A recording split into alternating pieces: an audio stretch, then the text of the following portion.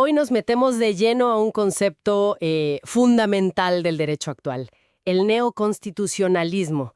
Vamos a usar como base el texto Neoconstitucionalismo y Derechos Fundamentales. La idea es entender, pues, cómo esta corriente cambió la visión del Estado de Derecho, sobre todo después de la Segunda Guerra Mundial. Ya no era solo seguir la ley al pie de la letra, ¿verdad? Sino que la Constitución, con sus principios morales, sus derechos fundamentales, pues, cobró una nueva fuerza, una prioridad distinta. Exacto, justo así. Nace como una respuesta, una reacción muy directa a cómo sistemas legales muy formales, muy cuadrados, digamos, pues permitieron o no pudieron evitar barbaridades.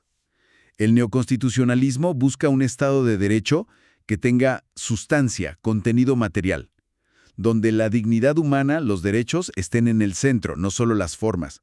Por eso es tan importante distinguir entre reglas, que son como más directas, tipo, si pasa A, entonces B. Sí, más mecánicas. Eso.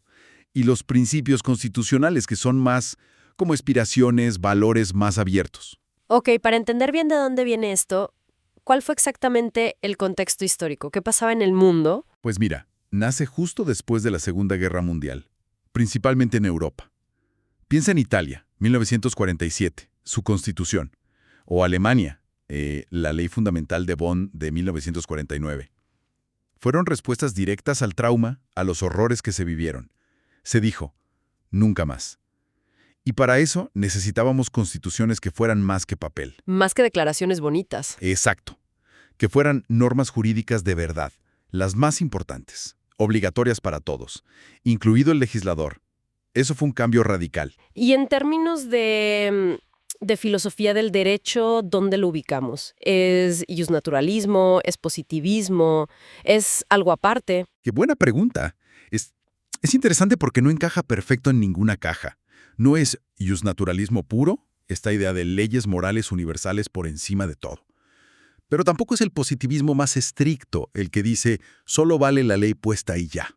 Reconoce que hay valores morales importantes, claro, pero, y este es el punto clave, solo cuando están dentro de la Constitución, cuando el propio derecho los adopta. O sea, los hace jurídicos. Exacto, juridificados. Se inspira un poco en el modelo de Estados Unidos, con el control de constitucionalidad. ¿Recuerdas Marbury versus Madison? Ese caso fue un parteaguas. Claro, el poder de los jueces de revisar las leyes. Justo. Y eso lo diferencia mucho del modelo francés post-revolución, que le tenía más desconfianza a los jueces y veía la Constitución más como una guía para los políticos. Entendido. Entonces, si la Constitución es la ley suprema y está llena de estos principios, a veces un poco abstractos, ¿cómo se logra que se cumpla en la vida real? Bueno, pues eso exigió crear o, en algunos casos, fortalecer figuras como los tribunales constitucionales, Ajá, cortes especializadas. ajá. Su chamba principal es precisamente esa, proteger los derechos, interpretar esos principios. Y la interpretación constitucional se vuelve más compleja, ¿no? Ya no es solo leer la ley, hay que conectarla con la realidad, ver cómo hacer que esos valores morales se materialicen. Has mencionado que los principios pueden ser abiertos y a veces, pues, chocarán entre sí. Pienso en libertad de expresión contra derecho a la privacidad, por ejemplo. ¿Cómo se resuelve eso? Ahí entra una herramienta que es fundamental en este modelo, la ponderación. Ponderación. Suena a pesar cosas. Exactamente eso es. Cuando dos principios válidos chocan en un caso específico, no es que uno elimine al otro para siempre. No, se sopesa, se valora cuál debe prevalecer en esa situación concreta. Se busca la solución más justa, más equilibrada. ¿Y cómo se hace ese pesaje? ¿Hay un método? Sí, se habla mucho del juicio o test de proporcionalidad, que generalmente implica ver varias cosas. Primero, si el fin que busca la medida que limita un derecho es legítimo, si es válido constitucionalmente. Luego, si la medida es idónea, o sea, si sirve para alcanzar ese fin. Después, si es necesaria, si no hay otra forma menos dañina de lograrlo. Ok, legítimo, idóneo, necesario. Y al final, lo más delicado quizás, la proporcionalidad en sentido estricto. Hay que ver si hay un equilibrio razonable entre el beneficio que se obtiene con la medida y el daño que se le causa al otro derecho o principio. Un balance. Entiendo. Suena complejo, pero lógico. Y sé que hay autores que han trabajado mucho estas ideas. Claro, muchísimos. Por ejemplo, Gustavo Zagrebelsky. Él distingue muy bien entre reglas, que son como de todo o nada, se aplican o no. Como un interruptor de luz. Justo. Y los principios, que tienen peso, que orientan, que pueden coexistir aunque tiren para lados distintos. Y Ronald Dworkin, por supuesto, es clave.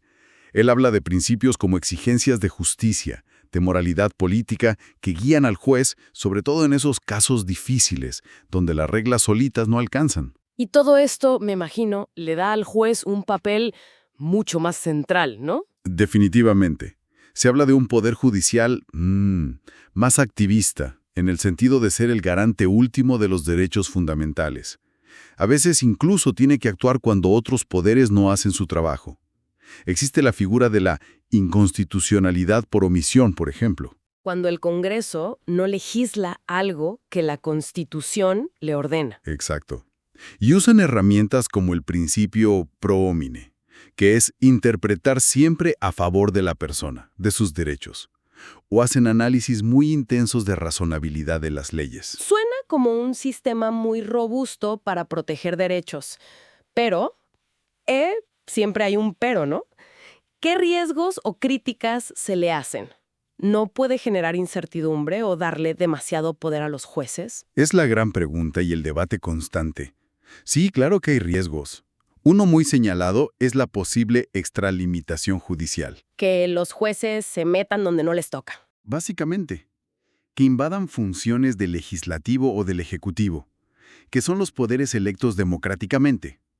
Otro riesgo es el aumento de la discrecionalidad, aunque se busca que la ponderación sea racional, argumentada, pues la naturaleza abierta de los principios puede generar cierta sensación de incertidumbre, de que no se sabe bien a qué atenerse. Y que dependa mucho del juez que te toque. Podría ser una crítica.